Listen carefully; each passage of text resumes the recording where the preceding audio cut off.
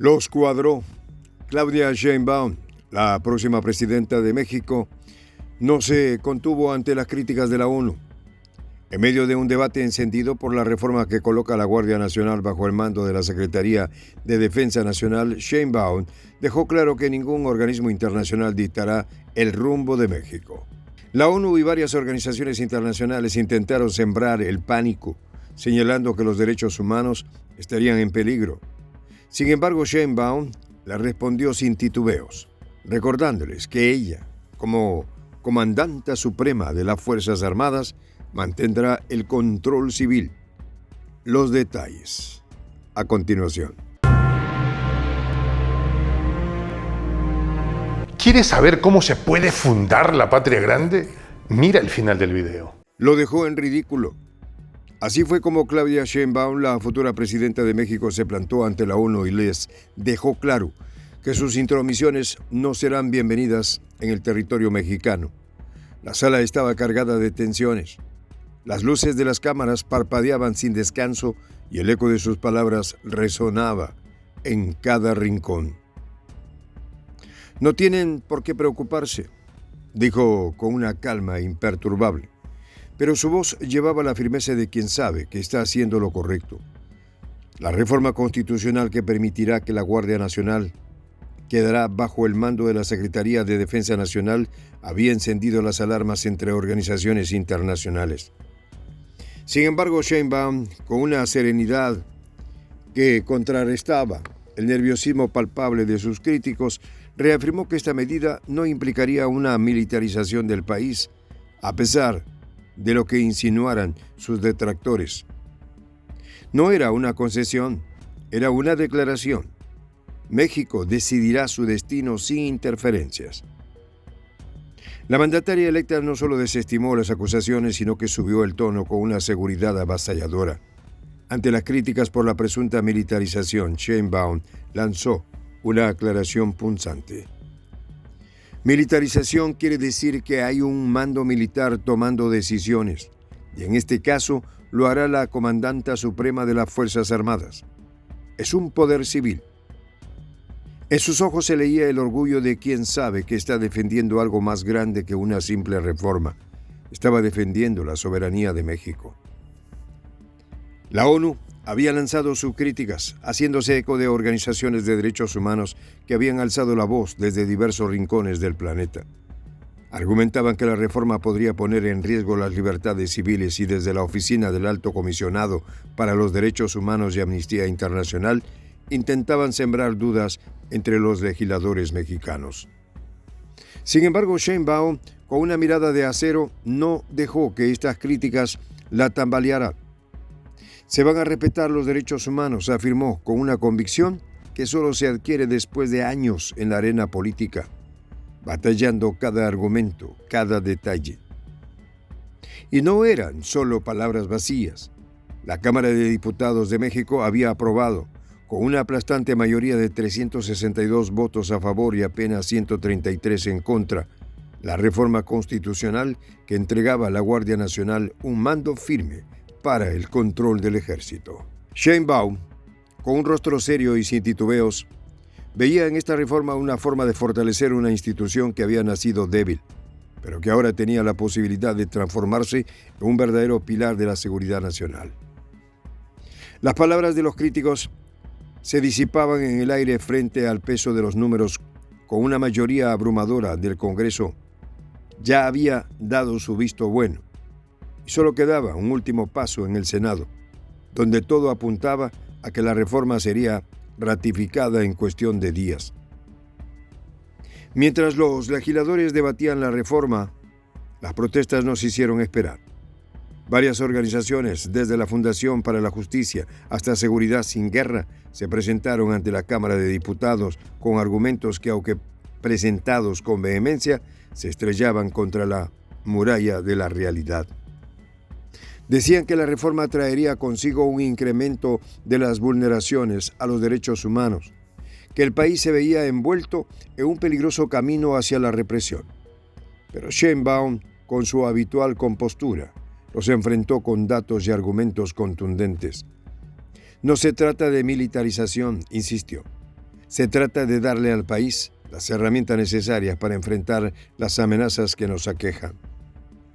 Sheinbaum no se quedó solo en las palabras. Sabía que su liderazgo, a tan solo unos días de asumir oficialmente el poder, ya estaba siendo puesto a prueba por la comunidad internacional. Y ella no se achicó ante las críticas, sino que se alzó más fuerte. En su mirada se adivinaba la convicción de que México no sería rehén de los dictámenes de instituciones extranjeras.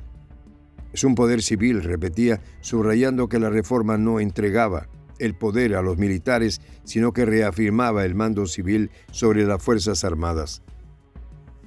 Las protestas internacionales no eran nada nuevo para un país que durante décadas había estado bajo la constante mirada de organismos foráneos.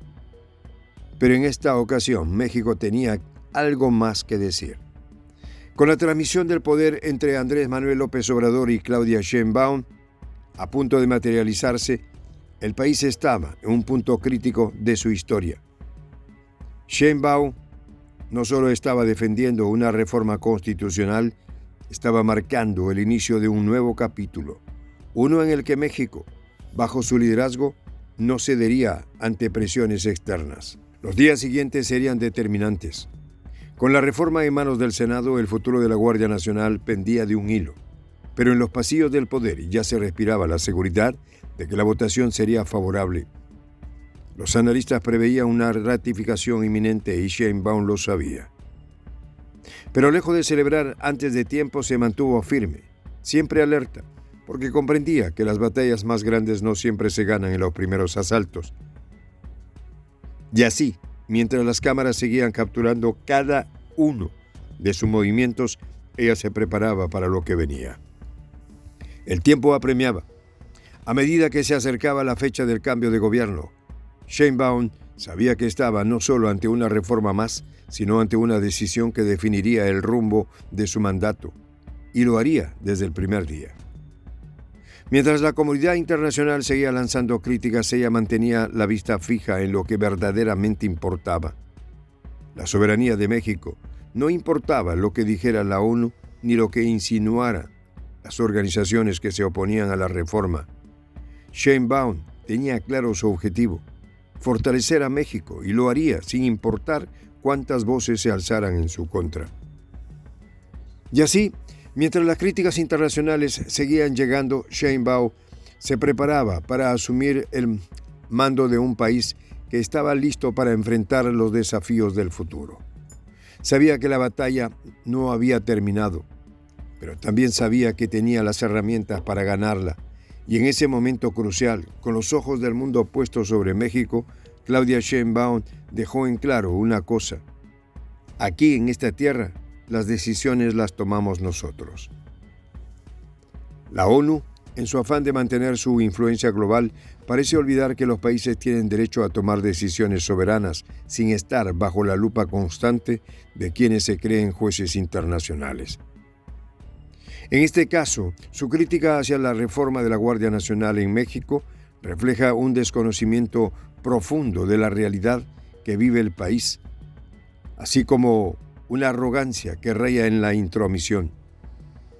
México, un país con una historia de lucha por su independencia y autodeterminación, no necesita que se le dicten directrices desde oficinas alejadas de su compleja situación interna.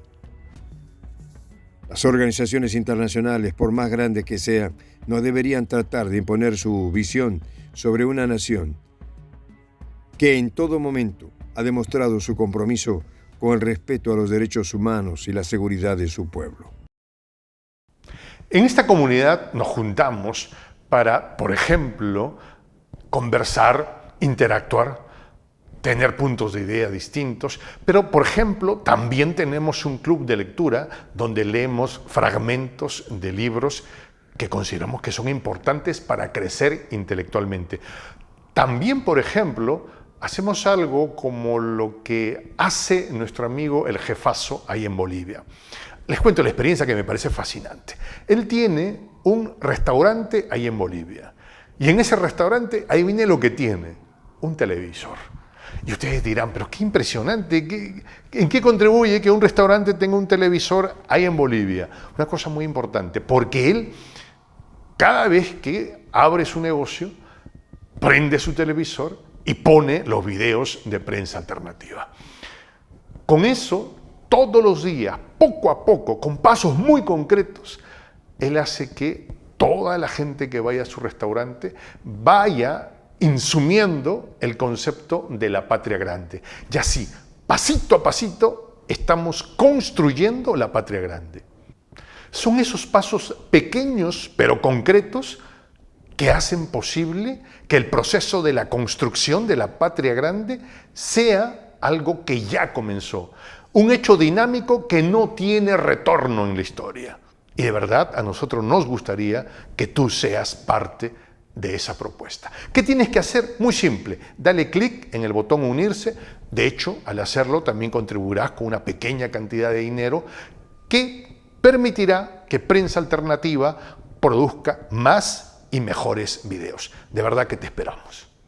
La patria grande se va a construir cuando tú y yo y toda la gente de buena voluntad de América Latina y el Caribe comencemos a ser comunidad.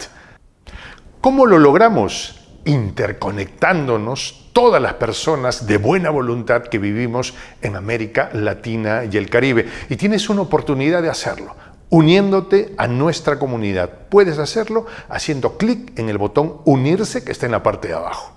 Soy el J, Juan José del Castillo, director del canal Prensa Alternativa.